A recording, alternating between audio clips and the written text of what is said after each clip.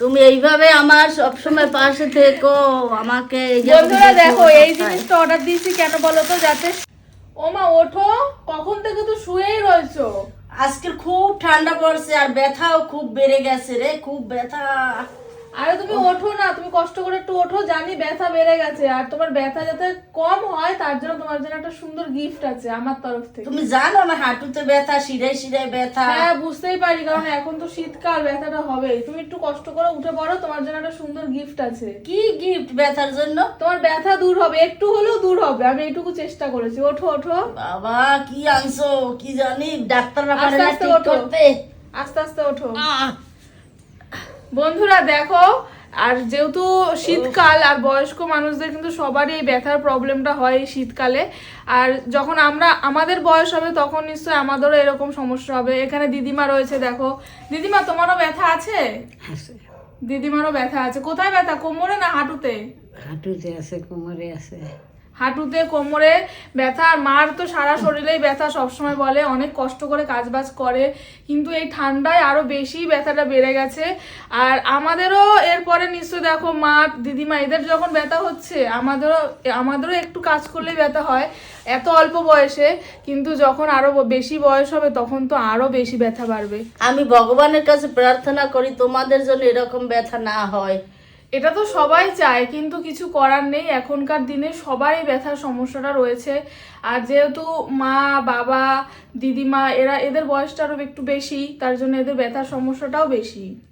বন্ধুরা দেখো, আমরা তো এই শীতকাল বলে আমরা একটু দেরিতেই ঘুম থেকে উঠি, 9টা বেজে যায়, কোনোদিন 9:30 বেজে যায়, কিন্তু মা বাবা দিদিমা এরা কিন্তু সবার আগে ওঠে, মানে ভোরবেলা, মানে 5টা 6টা না বাজতে উঠে যায়। তখন তো যা ঠান্ডা, ওই অবস্থায় সব কাজবাজ করতে হয়, রান্না বান্না করে, তখন কিন্তু আরো বেশি কষ্ট হয়, কারণ এত ঠান্ডা। আমাদের মতো যখন তোমরা সংসার মাথায় নেবা তোমরাও এরকম করবা, তখন আমাদের বয়স হয়ে যাবে, আমরা পারবো না, তুমি সব করো। হ্যাঁ এটা একদমই ঠিক কথা, কারণ একটার পর একটা প্রজন্ম তো আসেই, করতে হবে, কিছু করার নেই। তো এখন তো মা দিদিমা এরা করছেই, আর যার জন্য ব্যথাটাও বেশি পরিমাণে।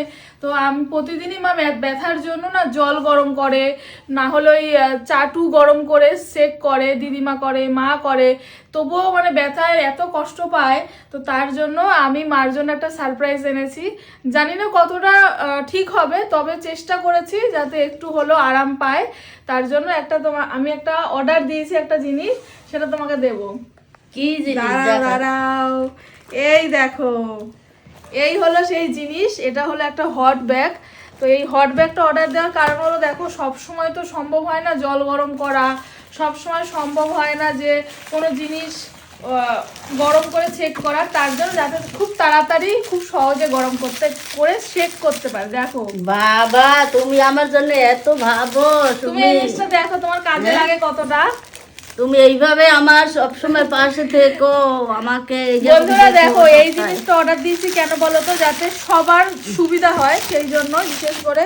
আর এই যে এটা কারেন্টে দেবে আর গরম হয়ে যাবে হট ব্যাগটা, আর তারপরে কিন্তু যেখানে যেখানে ব্যথা আছে, মানে কোমরে হোক, হাঁটুতে হোক, পায়ে হোক, হাতে হোক, যেখানে যেখানে সমস্যা আছে সেখানে সেখানে কিন্তু এই হট ব্যাগটা দিয়ে গরম করতে পারবে। মানে তোমার ধরো হাঁটুতে ব্যথা, তো এরকম রাখবা, এখানে গরম হয়ে আরাম লাগবে।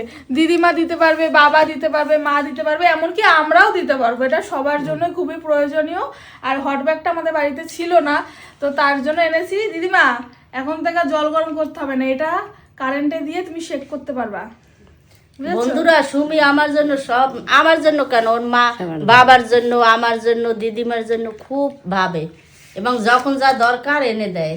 দেখো বন্ধুরা, এটা ঠিক এইভাবে কারেন্টে দিতে হবে, এখানে সিস্টেম আছে, সেট করে তারপরে কিন্তু বোর্ডে লাইন দিয়ে এটা কিন্তু গরম হবে।